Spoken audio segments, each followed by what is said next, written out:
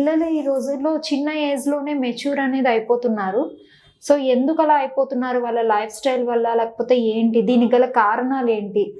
So, ఏవైనా life స్టైల్‌లో modifications ఏమైనా చేసుకుంటే సో, అదనేది తగ్గుతదా? అవ్వడం అనేది తగ్గుతదా? ఫస్ట్ పీరియడ్ రావటాన్ని మెనార్కే అంటాం. అది సాధారణంగా 12-15 ఇయర్స్ లోపు రావాలి. ఒక 15 ఇయర్స్ తర్వాత వచ్చింది అంటే డిలేడ్ మెనార్కే అంటాము. 10 సంవత్సరాలలోపు వస్తే దాన్ని ప్రికాషియస్ ప్యూబర్టీ అంటాం. ఈ రోజుల్లో ఈ మెనార్కీ అనేది చాలా త్వరగా వచ్చేస్తుంది. అంటే 4వ తరగతి 5వ తరగతి చదువుతున్న పిల్లలు మెచ్యూర్ అయిపోతున్నారు అని వింటున్నాం మనం. దీనికి మెయిన్ కారణం మన లైఫ్ స్టైల్. ఇంకొకటి జెనెటిక్, ఇంకొకటి మదర్ ఒకవేళ ఎర్లీ ఏజ్లో కనుక మెచ్యూర్ అయిపోతే వాళ్ళ బేబీ కూడా కొంచెం త్వరగా మెచ్యూర్ అయిపోయే అవకాశాలు ఉంటాయి.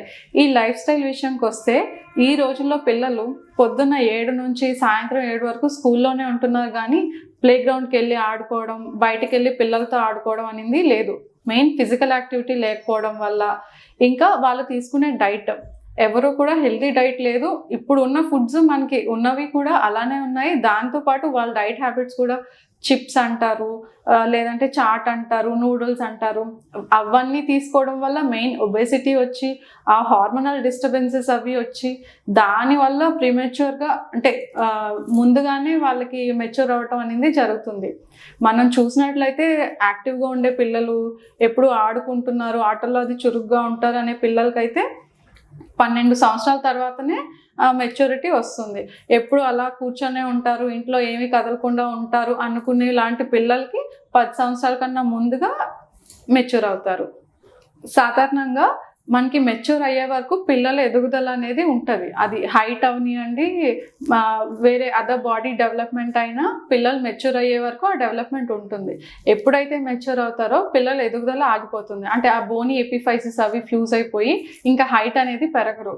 సో త్వరగా మెచ్యూర్ అయిపోతే ఫిజికల్గా డెవలప్మెంట్ అనేది ఉంటూ, ఇంకా అలానే ఈ బాడీ కూడా చాలా త్వరగా హార్మోన్స్కి అది ఎక్స్పోజ్ అయిపోతూ ఉంటుంది. అలాగే ఎక్కువ సంవత్సరాల పాటు ఈ హార్మోన్స్కి ఎక్స్పోజ్ అవుతూ, సో త్వరగా మెచ్యూర్ అయిపోయిన వాళ్ళకి చిన్న వయసు నుంచి పీరియడ్స్ అవుతూ ఉంటారు కాబట్టి బ్లడ్ లాస్ ఉండడం వల్ల వాళ్ళకి ఎంతైనా హిమోగ్లోబిన్ అది తగ్గుతుంది, బ్లడ్ లెవెల్స్ అవి తక్కువగా ఉంటాయి.